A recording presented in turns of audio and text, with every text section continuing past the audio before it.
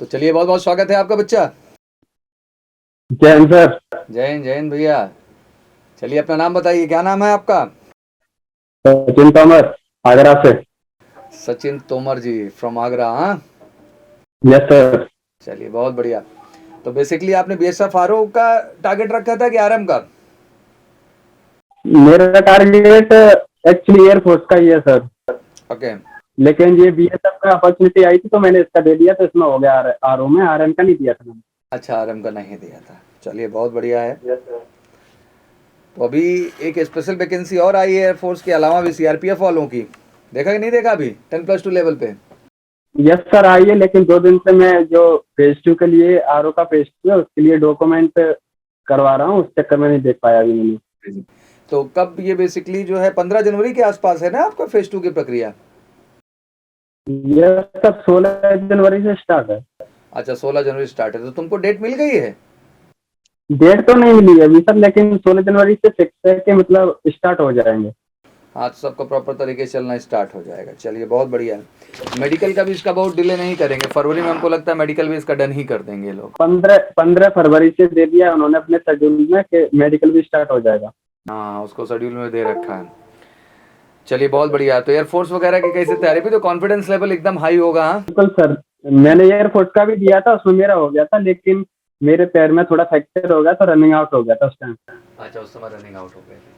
अच्छा, यही सचिन एक अच्छी बात हो जाती है कि यार जब इंसान सक्सेस की राह बनाना शुरू करता है तो सारी opportunities back to back line से लग जाती हैं। हाँ, यस सर।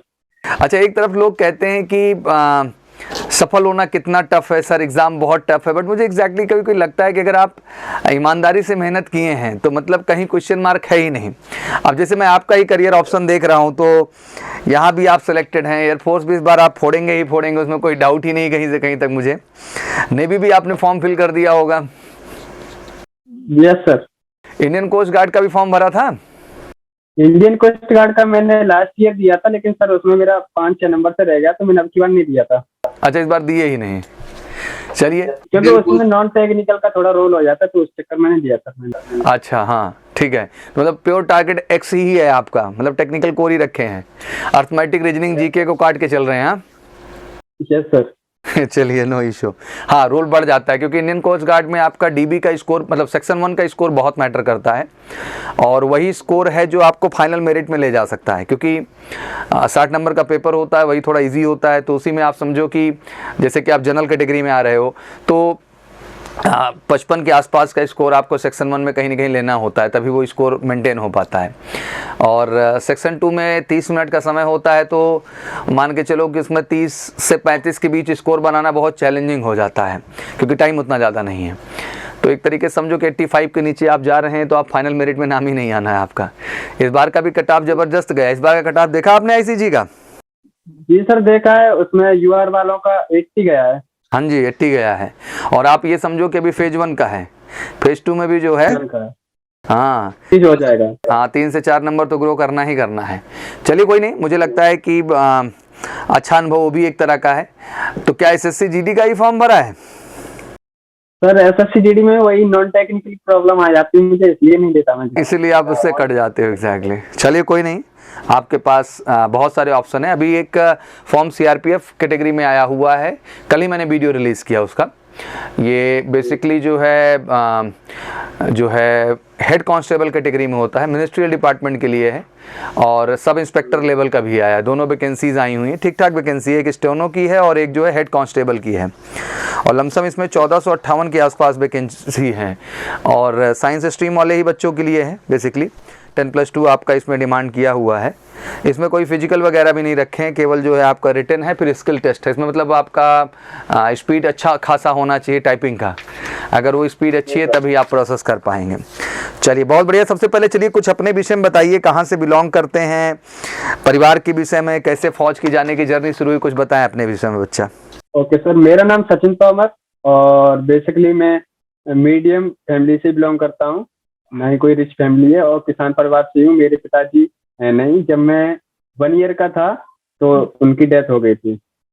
तो मैं हूँ, और 3 भाई हैं मेरे, और बड़े वाले भाई हैं उनका थोड़ा पैर भी दिक्कत है, अपाहिज हैं, और बीच वाला जो ब्रदर है वो अपना कंपनी में जॉब करता है। माँ है मेरी, यही तो है। मैं पढ़ रहा हूँ, भाई मुझे पढ़ा रहे हैं। थर्ड नंबर पे आप आते हैं। हाँ जी, सबसे छोटा ही हूँ घर में। जी, तो बड़ी एक्सपेक्टेशन होगी सचिन परिवार को आपसे। हाँ जी सर, पूरी एक्सपेक्टेशन मेरे से ही है। जब मैंने ज्वाइन किया था एमकेसी को, तो उन्होंने कह दिया था जहाँ जाना है वहाँ जा सकता है, तैयारी कर। तो मैंने उनके जो प्रॉमिस किया वो मैंने टूटने नहीं दिया है। थोड़ा डीमोटिवेट हो गया था जरूर लॉकडाउन के टाइम पे। हाँ हाँ, वो बड़ा बुरा दौर था सचिन, सबके लिए बुरा दौर था और बहुत लोगों को उसने डिमोटिवेट किया एग्जैक्टली।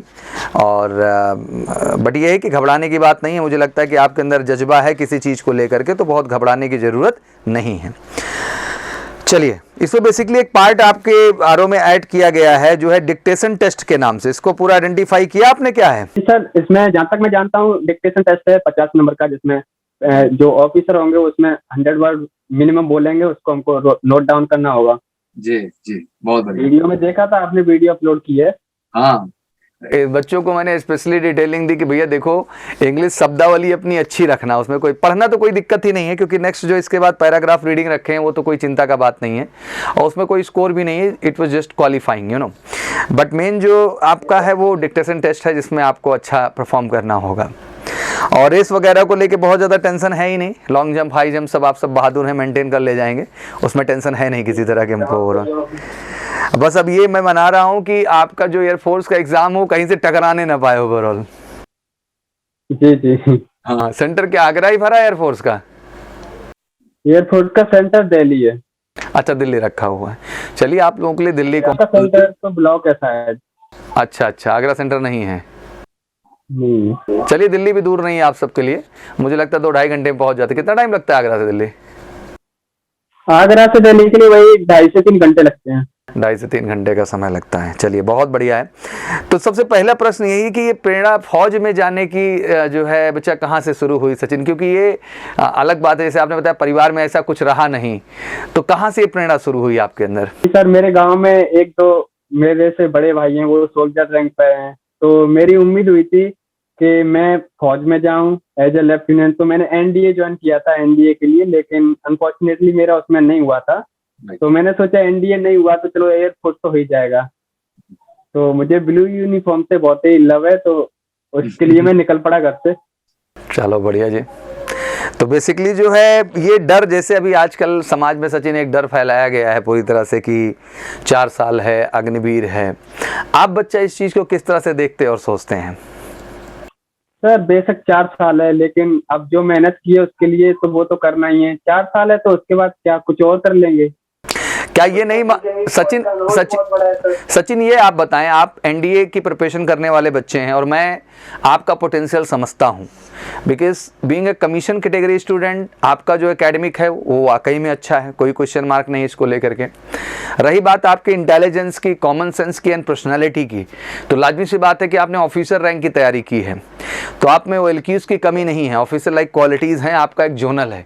तो आपको ये लगता नहीं कि आप जैसे बच्चे जो है वहाँ पे पूरी तरह से परमानेंट डिजर्व करते हैं? यस सर, जो भी मेरे से बोलता है कि 4 साल का है क्या हो जाएगा, कुछ और देख लो, तो बोल देता हूँ हम 4 साल वालों में चलिए, हम 25% वाले और अब 25% ने एक अच्छी बात आपको और ऐड करना चाहता हूँ सचिन। अभी इस चीज़ को हम बहुत ब्रॉडली बोल नहीं रहे हैं क्योंकि एयरफोर्स ने ऑफिशियली अपडेट नहीं किया है।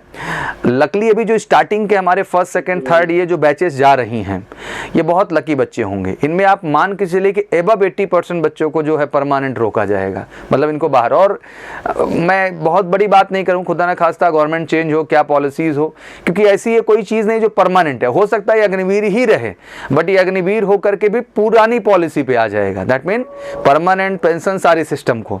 तो अभी बहुत कुछ बदलना है क्योंकि गवर्नमेंट ने एक एक्सपेरिमेंट किया है और ये दुखद है। मुझे लगता है कि देश के उस हजारों करप्ट डिपार्टमेंट में बोलना चाहूँगा, ऑनेस्टली मैं बोलता हूँ, क्योंकि जहाँ काम नहीं होता है लोग केवल जॉब पे जाते हैं, डिकोरम पूरा करते हैं, अपनी मंथली सैलरी उठाते हैं मोटी मोटी, पूरी तरह से जो है डिसऑनेस्टी होती है डिपार्टमेंट के प्रति, जनता के प्रति।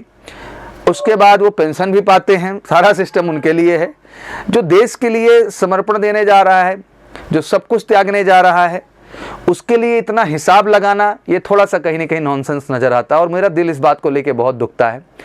बहुत कुछ पब्लिक डोमेन में जाके बोल नहीं सकता हूँ, लेकिन मुझे लगता है कभी कभी बैठ के गहराई से सोचता हूँ कि इस तरह का निर्णय लेता कौन है भाई, और ये कौन सा निर्णय है यार। मतलब ये तो हद ही हो गई। एक बच्चा अपना पूरा जीवन देता है। शायद मैं सिलेक्शन सिस्टम की बात कर रहा था, एक बच्चा बैठा था सचिन, कि किसी भी डिपार्टमेंट में बच्चा सफलता पाना केवल एकेडमिक एक्सीलेंस हो आपके अंदर, दैट मीन आप पढ़ने लिखने में तेज तर्राक हो, आप अंधे हों, लूले हों, लंगड़े हों, मैं किसी को आइडेंटिफाई नहीं करना चाह रहा हूँ, बट आप कुछ भी हैं, आप एलिजिबल हैं। बट जब फौज की बात आती है तो एक बच्चे से सोचो बेटा कितनी एक्सपेक्टेशन है यार। उसका एकेडमिक्स अच्छा हो, उसका पर्सनैलिटी अच्छा हो, उसका फिजिकल अच्छा हो, उसका मेडिकल अच्छा हो, मतलब चार के चारों फैक्टर। मतलब वो रिटर्न क्वालिफाई करके भी कॉन्फिडेंट नहीं है, वो ये डरा रहता है कि मुझे अभी फिजिकल भी जाना है, मुझे अभी मेडिकल भी जाना है, मुझे अभी GDSRT भी फेस करना है। और SSB वाला बच्चा, कमीशन वाला, तो अलग ही चैलेंज रहता है उसके लिए कि UPSC क्वालिफाई करके नहीं रुकी है बात, अभी तो असल जंग आपके सामने है, जहाँ खुद की पर्सनैलिटी को प्रूव करना है कि वाकई में आप फौज के लिए डिजर्विंग हैं कि नहीं है। और उस व्यक्ति को जो है इन सब दायरों में रखा जाए तो बड़ा दुख होता है। मुझे लगता है कि सबसे बेहतरीन एग्जामिन सिस्टम है। मैं ऐसा नहीं कहता एग्जामिन सिस्टम में बुराई नहीं करना चाहता, ये बहुत बढ़िया है। आई थिंक यही है सच्चा इंसान ढूंढने का तरीका। कभी कभी बच्चे मेरे से आके कहते हैं सचिन की सर बड़ा टफ है, बट जब आप जैसे बच्चों को देखता हूँ तो मैं कहता हूँ कितना आसान है, क्योंकि अंदर वो गट्स है, ठीक है ना। और मैं एक बच्चा मिला, मैंने कहा यार अगर तुमने फौज डिसाइड ही किया है सचिन, अगर 10th के बाद एक बच्चा सीरियस होके लग जाए, आपको भी पता है कोई NDA भी हिट करेगा बिना किसी क्वेश्चन मार्क के, जेई जैसे एग्जाम में बैठेगा, आर्मी TS नेवी TS भी मारेगा, 4 SSB उधर से आएंगे, 2 NDA से आएंगे, और पैरेलल अगर एयरफोर्स, नेवी, ICG, आर्मी भी टारगेट कर गया तो लमसम 12 + 6 18 मौका साल भर में है। मतलब बच्चा 100% सफल हो सकता है यार। ये देश को समझना बहुत जरूरी है कि फौज से सही रास्ता 10+2 पे कुछ है ही नहीं। और अगर आप मिडिल क्लास परिवार से आते हैं, मध्यम परिवार से आते हैं, गरीब परिवार से आते हैं, तो आपके लिए इससे अच्छा रास्ता कुछ है ही नहीं, क्योंकि बाकी जगह बड़ी जंग लंबी है। यहाँ क्या शॉर्ट टेस्ट है कि 1 साल में गेम अपना डन। जैसे आप कॉन्फिडेंट हैं कि सर कहीं ना कहीं तो पार लगाना है। जैसे आप जाएंगे BSF RO के लिए ही बात कर लें हम लोग जो है, तो आप जैसे टैलेंटेड बच्चे को कभी पैरामिलिट्री छोड़ेगी? मतलब आप 100% पहले से ही सिलेक्टेड हो। मतलब भाई ये ओवर कॉन्फिडेंस में आगे सचिन नहीं कह रहा हूँ, बिकॉज आई नो बच्चा you are prepared for the NDA examination, you have far better potential. अब वो ठीक है कि एज निकल गई होगी, पहला प्रश्न ही उठ जाता है, कितना डेट ऑफ बर्थ है अभी आपका? मेरा डेट ऑफ बर्थ 10 दिसंबर 2003 है सर। अब देखो एज ही निकल गई NDA के लिए एग्जैक्टली, अगर हम लोग समझे ध्यान से तो ओवरऑल। और ये उम्र होती तो लाजमी सी बात है आपका पहला लक्ष्य क्या होता? National defence academy. हाँ, ना दाएं सोचते सर ना बाएं, केवल सिंगल एजेंडा। बट चलिए कोई बात नहीं। तो मैंने वही कहा कि आप जैसे बच्चों के लिए पैरामिलिट्री फोर्स हो या एयरफोर्स हो, नेवी हो, आर्मी हो, कोई भी हो, मुझे लगता है आपको हाथों हाथ उठाएंगे। हाइट एग्जैक्ट कितनी है आपकी?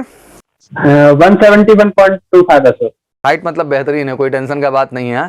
फिजिकल फिटनेस में कोई इशू नहीं है किसी भी तरह का ओवरऑल। वेट भी तुमने सही मेंटेन किया, बिल्कुल एथलीट वाली बॉडी मेंटेन कर रखी है। रेस चल रही है, रेस वेस चल रही है बच्चा आपकी? यस सर चल रही है। चलिए बहुत बढ़िया है, अच्छे से। हाँ अच्छा, बेसिकली जो है जैसे कि BSF को देख रहे हो तो BSF केवल एग्जाम भर, चलो इसमें इंटरव्यू नहीं है, मैं मान रहा हूँ ये बात नहीं, ये प्रश्न तो आपसे उठता ही उठता, लेकिन यहाँ लकीली एक अच्छी चीज़ है कि इंटरव्यू में पार्ट नहीं है आपका, तो एक प्रश्न बन रहा है मेरे जहन में जो मैं आपसे पूछना भी चाह रहा हूँ। कल को आपको कहा जाता है मतलब BSF आप सफल हैं सचिन, तो क्यों ज्वाइन करना है BSF? ये प्रश्न मेरे जहन में आ रहा है, बताएं आप। यस सर, BSF में क्या है ना कि एक तो RO है, रेडियो ऑपरेटर है, इसमें बहुत जल्दी प्रमोशन का भी हुआ है, और इससे बहुत ही जल्दी में आप क्या ना कि अपने जो लक्ष्य है उसको भी तय कर सकते हैं जी। और आगे की तैयारी करने की जो हमारा सपना है, जैसे नेशनल डिफेंस एकेडमी में जाना है, तो सर इसके थ्रू हम कुछ भी कर सकते हैं। हाँ, इसके बाद आपके पास CDS का ऑप्शन बढ़िया खुल जाता है। ग्रेजुएशन कौन सा ईयर चल रहा है आपका बच्चा अभी सचिन? जैसे ग्रेजुएशन की CDS का। हाँ हाँ, यस सर। ग्रेजुएशन कौन सा, फाइनल ईयर है आपका? यस सर, फाइनल ईयर है, 2nd ईयर कंप्लीट हो चुका है। चलो, अब इस बार जो है CDS का ही फॉर्म भरने की एलिजिबिलिटी आ रही है आपकी। हाँ यस सर, यस सर। सितंबर वाला देंगे आप? यस सर दूंगा। चलिए बहुत बढ़िया है। कितना परसेंटेज बनता आ रहा है बच्चा अभी तक ग्रेजुएशन में? ग्रेजुएशन में मेरा 58 पॉइंट समथिंग है सर। थर्ड ईयर में खींच दो यार, इसको 60 टका दो। Yes sir. हाँ रीज़न है ना, फिर एफकैट भी खुल जाएगा, आईसीजी भी खुल जाएगा, सीडीएस रहेगा ही रहेगा, हाँ सीपीएफ भी अच्छे से मिल जाएगा, टीए भी हो जाएगा, तो बहुत सारी पूरा सोच लिया है सर, छोड़ना है एमसीआर, कुछ नहीं कुछ हो जाएगा। नहीं बढ़िया है सचिन, आप ऐसे ही बच्चा कॉन्फिडेंस बनाए रखिए। आप ही लोग अब ऐसे एक बात याद आती है सर, जब मैं वहाँ पे इलाहाबाद में था कोचिंग में, तो आप हमेशा कहते रहते थे कि डिमोटिवेट नहीं होना है, आपको पढ़ाई भी करनी है, अपनी फिजिकल भी करना है, सब कुछ करना है, रनिंग भी करनी है। तो आप कहते थे कि फौज का मतलब क्या होता है? फौजी वही होता है जो चौमुखी विकास करता है, अपना पैरेलली सबको लेकर चलता है। एग्जैक्टली उसी को सोच के मोटिवेट हो जाता है। बहुत बढ़िया। और मुझे लगता है बेटा यही स्मार्टनेस, यही डायनेमिज्म आपके अंदर नीड होती है और यही फौजी बनने की आपको वजह देती है। And I feel very proud Sachin कि मैं ज़्यादातर सिलेक्टेड बच्चों से मिलता हूँ। ये मेरा सौभाग्य है कि आप सब जैसे रियल हीरोज से मिलने का मौका मिलता है बच्चा। And I really feel very very positive, because इतना आप में मैच्योरिटी दिखती है, इतनी सिंसियरिटी दिखती है, इतना बैलेंस दिखता है इतनी छोटी सी उम्र में। तो मुझे लगता है यार ये है फौज, और ये है फौज की तैयारी करने वाला बच्चा। और रियली आप सब प्रेरणा हो, क्योंकि जितनी छोटी उम्र अभी आपकी है और आप जितनी सिंसियरली बिहेव करते हो तो बहुत अच्छा लगता है। क्योंकि हम और भी लोगों से मिलते रहते हैं जो इस कंपटीशन में ना हो के अन्य कॉम्पिटिशन्स में है, लेकिन उतनी सिंसियरिटी हमें पर्सनैलिटी की नहीं दिखाई देती है। तो ये तो बहुत बड़ी बात है कि खुद को फिट भी रखना है सर, फिजिकली भी, मेडिकली भी, एकेडमिक भी सही रखना है सर, और खुद के अंदर के मोटिवेशन और पर्सनैलिटी को भी सर बेहतर ढंग से क्या करना है, हमें डेवलप करना है। तो ये 4 पिलर हैं एक फौजी बनने के लिए, कहीं कसर नहीं कर सकते आप। कहीं कमी हो गई तो खूबसूरत बिल्डिंग का निर्माण नहीं हो पाएगा। चलिए माता जी आपके घर में ही रहती हैं? यस सर, घर में रहती हूँ। उनको बताया कि बेसफारों में हो गया है? यस सर, उनको बताया तो उनकी तो आंखों में खुशी के आंसू आ ही गए थे। बोलते थे पढ़ने के चक्कर में लगा ही रहता है, नहीं खाने का ध्यान रखता नहीं कुछ भी। सही बात है। But I think it's a great gift bye you Sachin for your mother, because मैं उनके संघर्ष को महसूस कर सकता हूँ। 3 बच्चे रहे और पिताजी जैसे आप बता रहे हैं कि आप जब 1 साल के थे तो लंबा समय होता है, 15-16 साल उन्होंने कैसे चीज़ों को संभाला होगा, कितनी मेहनत की होगी। इट्स रियली शायद ये मैं महसूस कर सकता हूँ।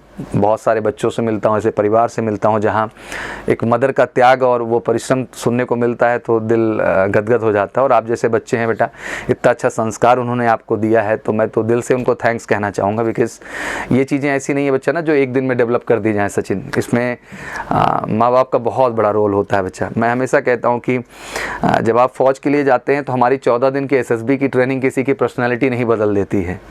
एक्चुअली वो माँ बाप का संस्कार, उनकी अपब्रिंगिंग, उनका ओवरऑल जो आपका डेवलपमेंट है, असल में उनका सब कुछ है। हम तो बस उसमें थोड़ी सी दिशा दे सकते हैं, गाइडेंस दे सकते हैं, बट आप जो भी हैं उनके वजह से हॉनेस्टली। तो आई थिंक आपको बेटा उनको गिफ्ट देना चाहिए, खुशी देना चाहिए। उनके प्रति आपकी बहुत जिम्मेदारी है कि उन्होंने बहुत संघर्ष किया होगा आप सबको बड़ा करने में, चीज़ों को करने में। मैंने जब अकेडमी को ज्वाइन किया मेजर कल्सी क्लासेस को, तो ये सर जो जीने का तरीका, फौज में जाने का तरीका, सिंसियरिटी वहीं से डेवलप हुई थी सर। जी नहीं बिल्कुल बच्चा, और ऐसे ही पॉजिटिव प्रेरणा बनाए रखिए सचिन। जल्दी सफल होइए, आइए। मेरी बड़ी दिली इच्छा है एक बार कई शहरों में आने का, उसमें एक शहर आगरा भी है। And lot of candidate from the Agra city, they love me and I really love them, but अभी कोई संजोग बन नहीं पा रहा है। जल्दी ही हम लोग प्लान करेंगे और कई शहर विजिट करने की मेरी इच्छा है, उसमें से आपका एक आगरा शहर भी है। आई थिंक मैं आगरा की बात करूँ, मैं मेरठ की बात करूँ, मैं मुरादाबाद की बात करूँ, सिकोहाबाद की बात करूँ, टुंडला की बात करूं, या फिर इधर मैं चला आता हूं उठ करके पूरा का पूरा, मतलब एक अलग लेवल का जज्बा मैंने देखा वहाँ के बच्चों में। मतलब वो पैशनेट हैं, मतलब वो अलग ही जोन में है। कहते हैं ना वेस्टर्न यूपी मतलब ही फौजी है, वो और कुछ समझ ही नहीं सकते इसके अलावा। तो बहुत अच्छा लगता है देख करके। I have seen that guts. मैं विजिट किया हूँ जैसे जिन एरियाज़ का नाम ले रहा हूँ, तो वहाँ बच्चों को देखता हूँ मैदान में हमेशा दौड़ते हुए। मतलब एक अलग तरह का उनके अंदर आग ही है कि जाना है तो सर बस फौज जाना है। तो बहुत अच्छा लगता है and I really feel proud कि वहाँ के बच्चे, क्योंकि एक दूरी तो पड़ती ही है वहाँ से बच्चे एमकेसी का आते हैं, हिस्सा बनते हैं, तो हमारे लिए बहुत गर्व की बात होती है कि एक भरोसा, एक बिलीव बना हुआ है, और मुझे लगता है कि वही सबसे बड़ी चीज़ है जो रिजल्ट में कन्वर्ट होती है। Sachin, it's really nice talking with you बच्चा। बस मैं यही दिल से कहना चाहूँगा फटाफट फाइनल सिलेक्शन हो, और जी, और मुझे पूरा भरोसा है आप फाइनल देंगे, इसमें कोई क्वेश्चन मार्क नहीं कहीं से कहीं तक, और कई सिलेक्शन आपके पास होंगे, आपको चुनना पड़ेगा किस में जाऊँ मैं। हाँ तो जो पहले आएगा वहाँ चला गया नहीं सचिन, चलिए बहुत बहुत कंग्रेचुलेशन, एंड मम्मी को बहुत सारा जो है हमारी तरफ से धन्यवाद। सी रियली डिड ग्रेट जॉब, जो आप सबको इतनी अच्छी अपब्रिंगिंग दी है। अब आपको ही बेटा गर्व महसूस कराना है उन्हें, और प्राउड फील कराना है कि आप वाकई में उनके काबिल बच्चे हैं, और इसमें कोई डाउट या कोई क्वेश्चन मार्क्स नहीं है। तो नाइस मीटिंग विथ यू, फटाफट फाइनल सिलेक्शन लो, एक बार ऑफलाइन आओ यहाँ कैंपस पे। और मैंने तो डिसाइड किया है कि धीरे धीरे सिलेक्शन का कारवां बढ़ेगा, मैं सबके घर पहुँचना चाहता हूँ जो सिलेक्टेड बच्चे हैं, लेकिन इतना टाइम शेड्यूल बिजी रहता है कि संभव नहीं हो पाता है। अभी देखो डिजिटल का ज़माना आ गया, हम लोग मिल भी ले रहे हैं, नहीं तो कहाँ आसानी से संभव हो पाता, इतना कौन ट्रेवल करता पूरे प्रोसेस में। चलिए, it's nice meeting with you Sachin. मेरी तरफ से बच्चा बहुत बहुत शुभकामनाएं, अच्छे से जाइए, फिजिकल दीजिए, अच्छे से एयरफोर्स का रिटर्न दीजिए, हर फेज में हर जगह हम आपके साथ हैं, आप बिल्कुल टेंशन मत लीजिए, अच्छा करिए, अचीव करिए, और परिवार को, हम सबको गर्व महसूस करने की एक बड़ी वजह दीजिए। Thank you so much and wish you good luck for the life बच्चा। Thank you very much.